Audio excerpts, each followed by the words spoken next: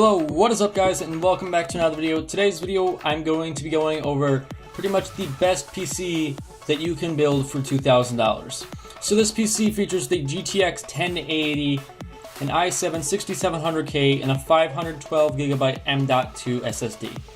So yeah, with that, let's get right into the build. So to start this build off, we have the CPU. I already said it, the i7 6700K. This is an overclockable CPU that uses the LGA 1151 socket.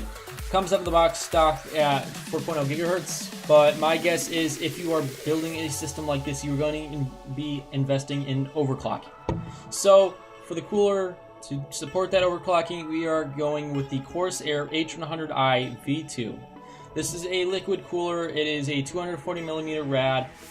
It's got everything you need built in. It's an AIO liquid cooler all in one. So yeah, for motherboard, we went with the Asus Maximus 8 Hero ATX motherboard.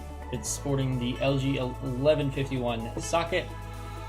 Supports up to 64 gigs of RAM, and yeah, this is just overall one of the best motherboards you can buy for $200.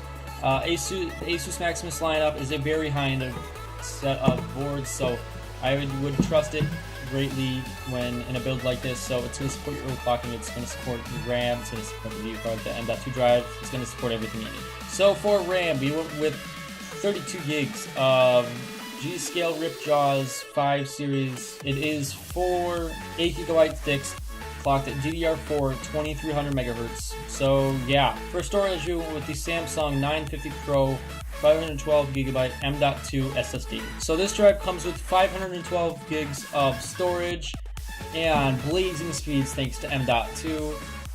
And it is a little bit more of the pricey side, but it is totally worth it, in my opinion.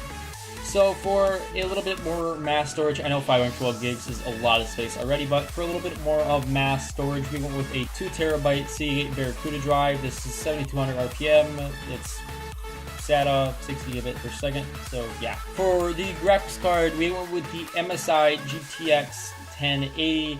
This is really any 1080 that you can get right now you would put in this build, as they're all going to be relatively around the same price, give or take $80. So yeah. It's really whichever one you can find. This is the one that was available at the moment. So for the case, we went with the NZXT S340 Black. It is an ATX tower. It's going to support all your components. It's going to look really good while doing it. Has a nice window to show off everything inside. So yeah. Powering this build, we will be using the admittedly overkill but very efficient EVGA Supernova 1000 P2. It is an 80+ platinum certified, fully modular power supply. Supplies 1000 watts to the system.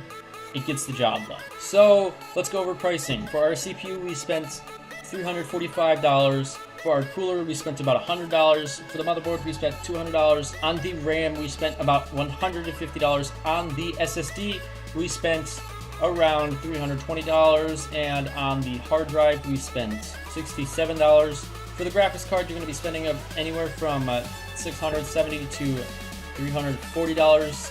For the case, we spent $65, and for the power supply, we spent $280. So this in total adds up, all these parts add up to $2,090.47.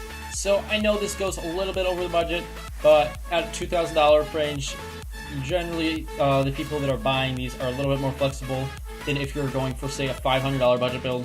So they can afford to throw out that extra $90. So yeah, so that will wrap it up for today's video.